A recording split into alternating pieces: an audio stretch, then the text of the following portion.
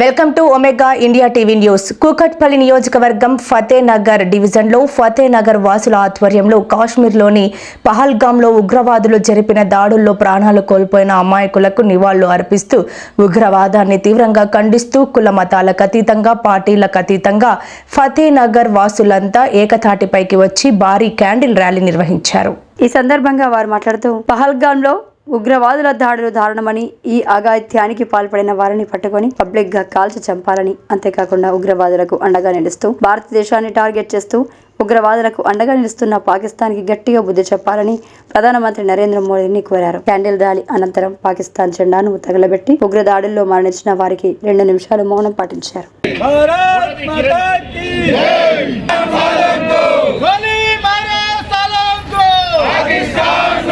पाकिस्तान मुर्दाबाद, भारत माता की जय, हिंदुस्तान जिंदाबाद, पाकिस्तान मुर्दाबाद, చెట్టు మీద కొంగ పాకిస్తాన్ దొంగ, చెట్టు మీద కొంగ పాకిస్తాన్ దొంగ. మాతరం వందే మాతరం, మాతరం మాతరం వందే మాతరం. భారత్ భారత్ మాతా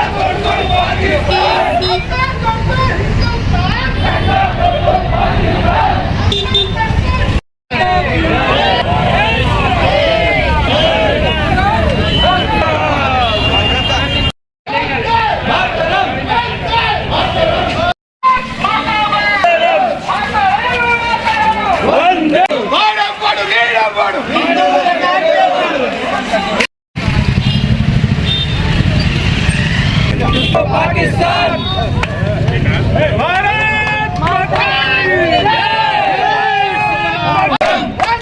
मातरम वंदे मातरम वंदे मातरम. जय श्री राम, जय श्री राम, जय श्री राम, जय श्री राम, जय श्री राम, जय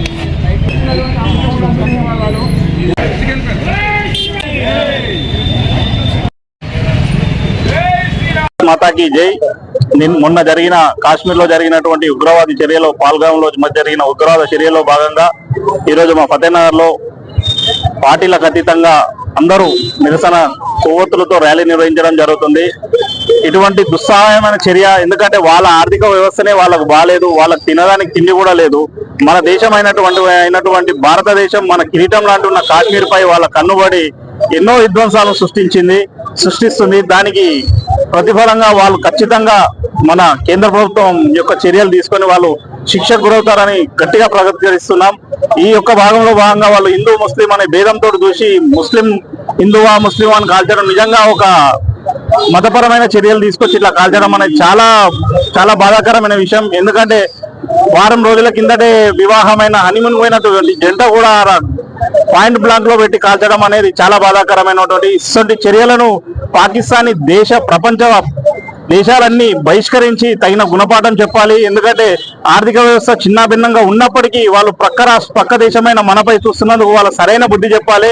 సరైన సమయంలో సరైన బుద్ధికి అవసరమైతే మనం మోడీ గారి ఆధ్వర్యంలో యుద్ధం ప్రకటించి వాళ్ళకి తగిన బుద్ధి చెప్పాలని కోరుకుంటున్నాను. జై శ్రీరామ్. మన భారతదేశంలో 22వ తారీఖు నాడు ఉగ్రవాదులు చేసినటువంటి దాడికి నిరసనగా బస్తీవాసులు అందరం కూడా ఫతేనగర్ బస్తీవాసులు అందరూ కూడా నిరసన తెలుపుతూ ఈ యొక్క ర్యాలీ తీయడం జరుగుతుంది. ఇలాంటి కార్యక్రమాలు ఇక ముందు ఎవరైనా చేసినట్టయితే ఫతేనగర్ లో కూడా అదే పరిస్థితి ఏర్పడుతుంది.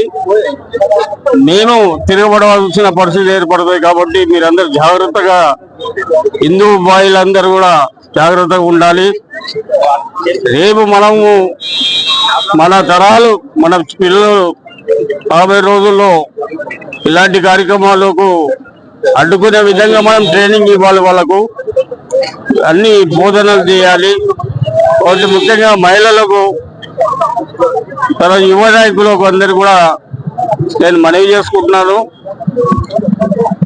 ఈరోజు భారతదేశంలో ప్రధానమంత్రి తీసుకోబోయే నిర్ణయానికి ఈరోజు మీటింగ్ నడుస్తుంది. కాబట్టి వాళ్ళు తీసుకోబోయే నిర్ణయానికి మనం కట్టుబడి ఉండి ఆయన అనుచరులు నడవాల్సిన అవసరం ఉంది. కాబట్టి మనం భారతదేశాన్ని కాపాడుకోవాలంటే మనందరం కూడా ఐక్యతగా పార్టీలకు అతీతంగా పనిచేయాల్సిన అవసరం ఉందని చెప్పి తెలియజేసుకుంటూ భారత్ మాతా కీ భారత్ మాతా కీ జై శ్రీరామ్ జై శ్రీరామ్ జై శ్రీరామ్. భారతదేశానికి అడ్డు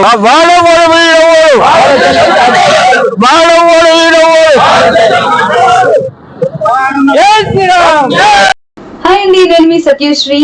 please subscribe Omega India TV Telugu.